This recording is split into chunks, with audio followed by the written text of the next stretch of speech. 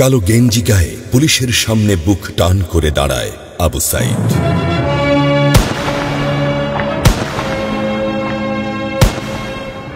Police তাকে রক্ষা করার বদলে গুলি করে।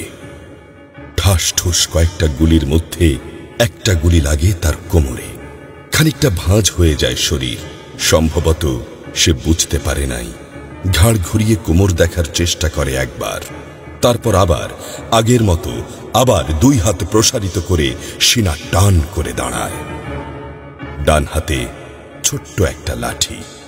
বিশ্ববিদ্যালয়ের প্রধান ফটকের পাশে বেশ কয়েকজন পুলিশ, হাতে রাইফেল, রাইফেলের তাজা গুলি, আবারও গুলির শব্দ। পরে গুলিটা কোথায় লাগলো বোঝা গেল না। তবে আবু সাইদ টলছে। পড়বে পড়বে ভাব, কিন্তু সে সোজা হয়ে দাঁড়ানোর চেষ্টা করছে। গুলি খাওয়ার আগে ফেসবুকে তার শেষ পোস্ট ছিল, যতদিন বেঁচে আছেন মেরুদণ্ড নিয়ে বাঁচুন। সেজন্যই হয়তো গুলি খাওয়ার পরও সোজা হয়ে দাঁড়াতে চাইছিল, কিন্তু পারছিল না। আবু সাইদের মেরুদণ্ড সোজা থাকলেও শরীরটা মাটির দিকে ক্রমশ ঝুলে পড়ছিল। সবুজ জামা পরা বন্ধু এগিয়ে আসে, পুলিশের গুলির ভয় ডর পাশে রেখে আবু সাইদকে ধরে। আরো দু একজন আসে, আবু সাইদকে হাসপাতালে নিতে হবে। আবু সাইদ হাঁটতে পারছে না, শরীর ছেড়ে দিচ্ছে। 4-5 জন হাত পা ধরে শূন্যে তোলে। আবু সাইদ ঝুলছে আর রক্ত পড়ছে টপ টপ টপ। যে আবু সাইদ কিছুক্ষণ আগেও বুক চিতিয়ে দাঁড়িয়ে কোটা সংস্কার আন্দোলনে নেতৃত্ব দিচ্ছিল, সে এখন শূন্যে ঝুলছে, যেভাবে ঝুলছে মেধাবীদের ভাগ্য। রাত 10টার আগেই বাড়িতে যাওয়ার কথা ছিল আবু সাইদের। মা অপেক্ষা করছে, বোন অপেক্ষা করছে। তখনও তারা জানে না আবু সাইদের মৃত্যু সার্টিফিকেট লিখছে কর্তব্যরত ডাক্তার।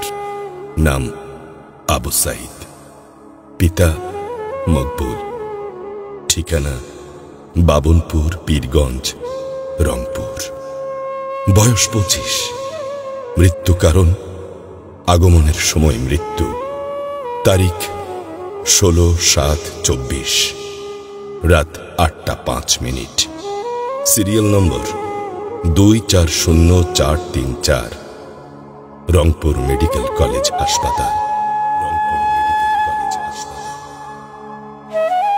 পরিবারের একমাত্র শিক্ষিত ছেলেটা খুন হয়ে গেছে।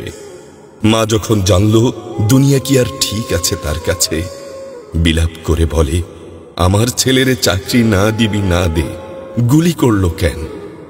বোন সুমি আর্তনাদ করে বলে, 3টা গুলি কেন আমারে করলো না? আবু সাইদ ফেসবুকে আরো লিখেছিল, যদি আজ শহীদ হই তবে আমার নিথর দেহটা রাজপথে ফেলে রাখবেন। ছাত্র সমাজ যখন বিজয় মিছিল নিয়ে ঘরে ফিরবে, তখন আমাকেও বিজয়ী ঘোষণা করে দাফন করবেন। একজন পরাজিতের লাশ কখনো তার মা বাবা গ্রহণ করবে না।